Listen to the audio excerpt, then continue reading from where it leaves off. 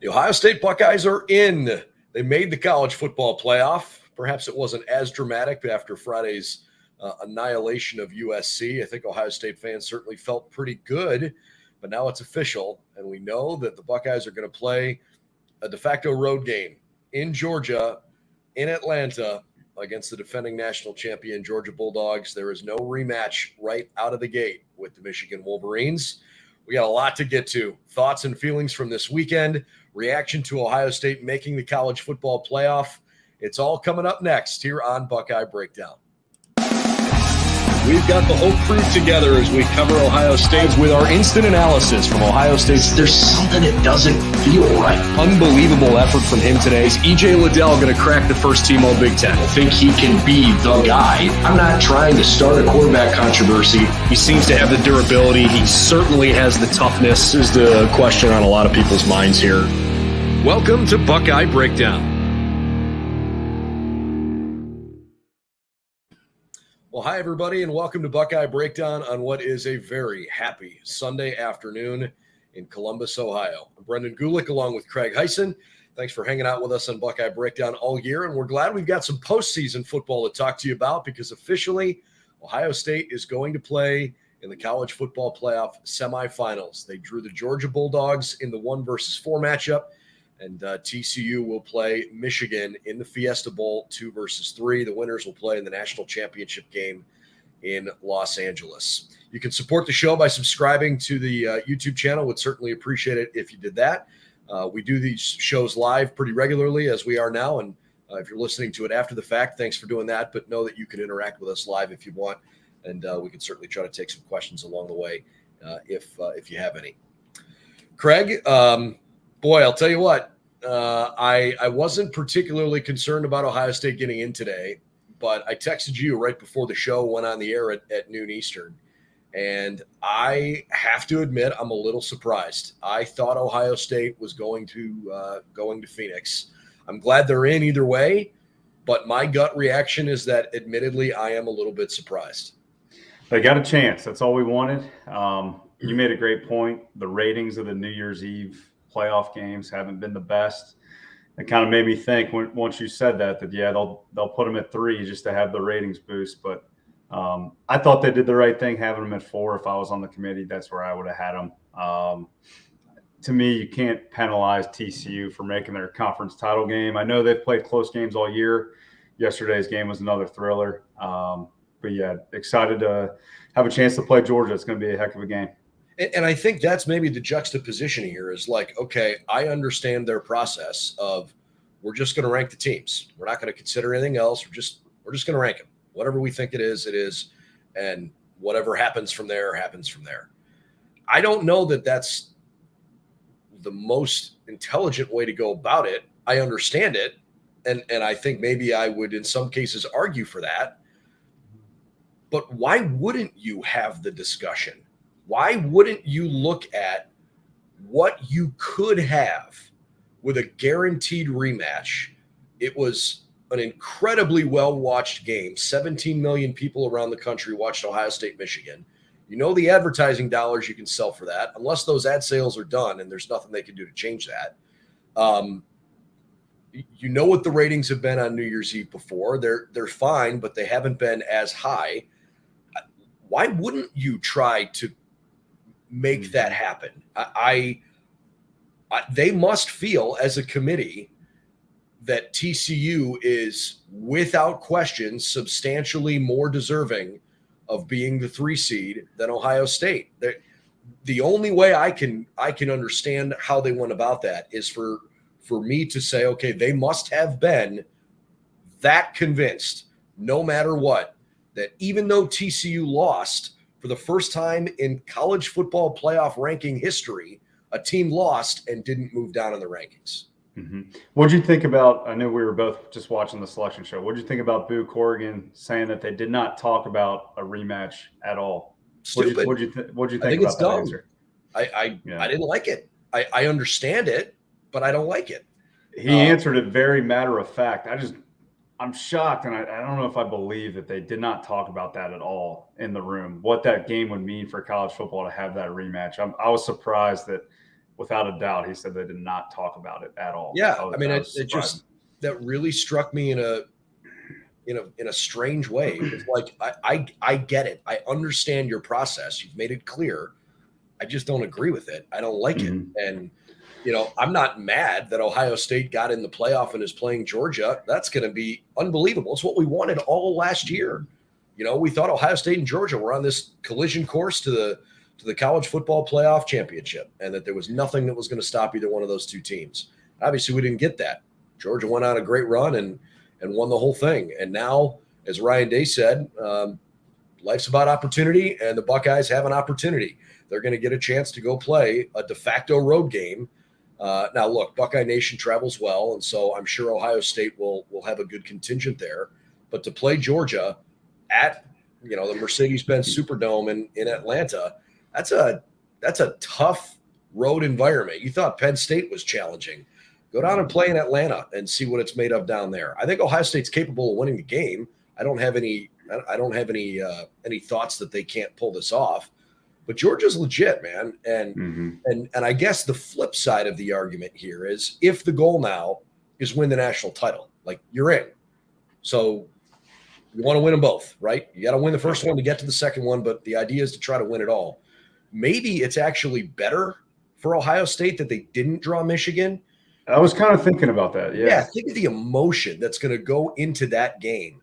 How could you then, if you win, how do you then not have some sort of like little tiny bit of a letdown like that? Yes. That'd be a really tough thing to get then back up for Georgia. I was thinking about, that's a phenomenal point you make. I was thinking about that same thing. It'd be awfully tough, and it's the national title. Don't get me wrong. You're playing for everything you've worked for, but if you beat Michigan in that semifinal, it's almost like a letdown. Like, you could see a team come out flat in the national title because they beat Michigan in the semis. But going into Georgia's backyard, it's going to be through the heart of the South 2.0 if they pull this off. So really looking forward to it. I think the opening line, I was going to see what your take is. Probably, I think Georgia, I haven't seen anything yet, but maybe 6.5 point favorite. I was going to say it wouldn't surprise me if it was about a touchdown. Yep. So my thing with the playoff rankings too is, I mean, you look at how March Madness is done. You give that highest one seed the easiest route to the finals. That's not necessarily what the college football playoff does, because the easiest route is not playing Ohio State. It would have been playing TCU. So we'll see what happens, but that's how you feel. That's how I feel, but that's clearly not how the committee feels, because they look at it and say, well, TCU went undefeated during the regular season, and their only loss was an overtime 3-point loss. I mean, it couldn't have, quote unquote, been any closer of a loss. And as that 13th data point that Ohio State didn't have, TCU did. They just chose not to penalize TCU for that. And I get it, but I think Georgia probably is sitting there going like, man, we would have rather played TCU. At least if I'm Georgia, I would rather play TCU. I think Ohio State, I think, is a double-digit favorite against TCU. I think Ohio State is 10 to 12 points better than TCU is. Yep. But you want to get into the range of emotion of just this past week, and then especially Friday, like watching that game, kind of what'd you feel Friday watching Utah? I mean, Cam, I'll start just by saying Cam Rising. I mean, Buckeye Nation owes that guy his favorite drink. If he ever comes to Ohio, everybody needs to cover his bar tab, because just the toughness he played with. I mean, the hit he had that somehow wasn't targeting, that knocked his helmet back 3 yards, and then to get up and come back, had to set out a play, but come back and just continue on that drive. Just can't say enough good things about that guy. Let's not ignore the quote of the year. Ryan Day, or Coach Day, you're welcome. From Whittingham. That was fantastic. That was legendary. Put it on a T-shirt, man. It was awesome. Fantastic. But you talk about the range of emotions. I mean, for me, it's more than just Friday. It's I guess I kind of felt, certainly to a lesser degree, I'm not invested in it the same way that the team is, but I felt what I think a lot of people were feeling after getting blown out by Michigan. That sucked. And I even wrote on BuckeyesNow.com, didn't think Ohio State was deserving of a playoff spot after what happened last weekend. I acknowledged that it was possible that they could still get in, but after losing your rivalry game in the fashion in which you did and not having a chance to play in the Big Ten championship, I didn't believe that Ohio State should have a chance to play in the playoff the way this is currently constructed, even though I've always believed they are one of the 4 best teams in the country. And that is the goal of the committee, I guess, to try to get the 4 best teams in. You certainly saw Nick Saban politicking pretty hard for that. Wasn't going to happen for the Crimson Tide this year. So, look, I feel like I rode that roller coaster emotionally a little bit this week, and it took me a couple days to try to get myself back up for, all right, Ohio State's fate is out of our hands, and let's just see if something can fall our way.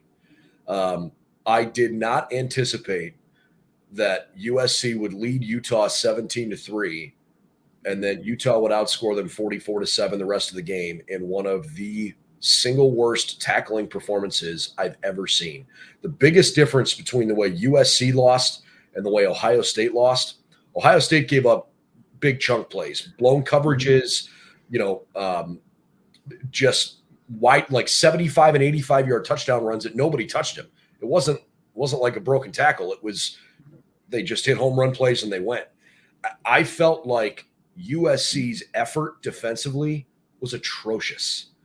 You can give up a busted play because of a bad play call or being positioned incorrectly, and then bang, it's a touchdown. But I don't know the actual number of missed tackles that USC had. It had to be 30. It was embarrassingly high. I guess my thought coming out of that game was, I bet Utah is probably feeling a little snake bitten deep down inside that the playoff isn't already expanded, because while they are clearly over the moon happy to go to the Rose Bowl, I don't think I'd want to play Utah right now. They look pretty darn good, man. What I saw at Utah Friday night, I definitely agree. One thing, you mentioned Alabama and the drama that Reese Davis created there, revealing the 4 slot.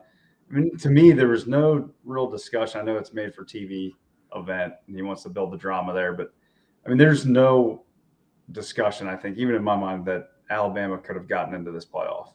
I mean, their best win being Texas with a backup quarterback. I just don't see how that was even a discussion. And they didn't really get into it with Buke Oregon too much of how close that was. Because in my mind, it's not close at all. But yeah, it's Friday night is a range of emotion. Like, I was watching the game. It's like, hey, this is going to be a blowout. Then Utah suddenly comes back and just makes an incredible comeback with Cam Rising leading the way. And Kyle Whittingham's teams are always so tough. It's like, if I'm Ryan Day, you hear that toughness talk that all offseason that they talked about after losing to Michigan in 21. I mean, I'm showing examples of Utah as clips. Like, hey, when I talk about toughness, this is what I want it to look like. And I'm used, because that team Friday, that's what you want it to look like. And I'm looking at a couple of comments here talking about, the fact that Ohio State is soft or that CJ Stroud doesn't have what it takes. I think Ohio State, look, they are built to win the college football playoff, but I said after the loss to Michigan that I wasn't sure that they necessarily are the kind of team that would beat a Michigan team in a knockdown, drag out slugfest. And we saw that last year. I thought Ohio State played tougher this year. Last year, I thought they were a little soft. I don't think Ohio State was soft this year. I think Ohio State had slightly poor scheme as the game went along. They continued to run man coverage, cover 0, cover 1, and I don't know that they were always put in the right position for their skill set, because the secondary has struggled this year. I put some of that on players. I put some of that on coaching. It was not a good performance by Coach Knowles. But I thought Ohio State competed pretty hard for most of the game. The score just got out of hand. And I don't think most people are willing to admit the fact that the score got out of hand, but you can still be, quote unquote, competitive in the game. But the idea of avenging that kind of disaster doesn't really happen much right now in college football. And it's going to lessen that sting in a couple years now when the playoffs actually expand. But most teams that lose in the fashion that Ohio State lost a week and a half ago now don't get a chance at retribution a few weeks later. And I don't just mean retribution against Michigan. I mean retribution to show that, like, look, we had a tough game, but that's not who we are. We can still go out and win this whole thing. And honestly, I think Ohio State is still very capable of winning the national championship. They've got the toughest road. They're going to have to play Georgia essentially on the road. And I'm just assuming Michigan is going to beat TCU. I'm not trying to disrespect TCU. I think they're a very good football team, and I certainly think they deserve to be in this year's 14 playoff. I think Michigan's better, and I think Michigan's going to be in the national championship game. So, maybe I'm wrong. Maybe TCU pulls off a big win in the Fiesta Bowl. But I think Ohio State has an unbelievable opportunity in front of them to show that what happened last time out is not actually who they are, and they can actually still have the chance to go prove it. And we got time for this team now to get healthy the best they can. We know the injury of Tommy Eichenberg playing with broken bones in his both hands. Lathan Ransom injured. Mayan Williams, Travion Henderson, Jackson Smith and Jigba. The list goes on and on. They now have essentially 3 full weeks to get these guys back. Now the big question is back now. It kind of reminds me of Mechie coming back for Alabama in the playoff. He was out. It's like now he's back in the playoff. Was he super effective? No, but just the threat of him out there definitely gave the Buckeyes issues in that game. So it's going to be interesting to see if Jackson Smith comes back. Thought it was pretty on par for Ryan Day to be as coy as he was. I really thought we were going to get something there with the excitement of seeing our name in the playoff. Maybe he slips, but no, he's not his first rodeo. Pretty aversive. He was not. He was not putting any of that out there. Yes, since he tweaked it again in Iowa, the hamstring, if he does not play in the playoff, to me it kind of signals, and I don't have any information on this, but just to me, it just makes me think that maybe this whole time after that, he's just trying to get ready for the NFL. Because you'd be 11 weeks from a pulled hamstring. I mean, that's plenty of time to recover from. It makes me wonder if it's not a pulled hamstring. Right. Again, I don't want to speculate at the nature of his injury, man. It's not fair. Let him do his thing. But pulled hamstrings don't take this long. That's how I see it. Maybe it started that way, but it's turned into something else. Maybe as he was trying to fight his way back through it, maybe it just turned into something else. I'm not sure. In the meantime, Ryan Day is going to address the media today at 3:00 Eastern time over at the Woody Hayes Athletic Center. We will not, unfortunately, be able to stream that live. I'm actually in Seattle on business here. I'm not coming back east until tomorrow, but Andrew Lind from Buckeyes Now is going to be there, and we'll certainly have plenty of coverage for you on BuckeyesNow.com from whatever Coach Day has to say. I would imagine he's going to express his gratitude that the season is moving along. But I got to be honest, in the couple appearances we've seen him publicly since the defeat, obviously the post-game press conference, throw that out the window for a second because that's the immediate aftermath, right? But, we saw him on College Game Day on Saturday morning, and we just saw him reacting to, the news on the CFP selection show. To me, it looks like he hasn't slept a whole lot, and it looks like he I think it's taken a toll on him. And perhaps a chance to win these next 2 games and change the narrative. I mean, look, the 3 goals, right, are beat the team up north, make the playoff, and win the national title. And as weird as it sounds, because you lost the first of those opportunities, you still might be able to accomplish all 3, just not in the same traditional order, because you could beat Michigan in a national title game. It's potentially still in front of you. I don't know that I would want. Again, man, maybe this is not fair of me to say, but like from a Michigan perspective, I don't know that I would want to play an Ohio State team that is feeling what they're feeling.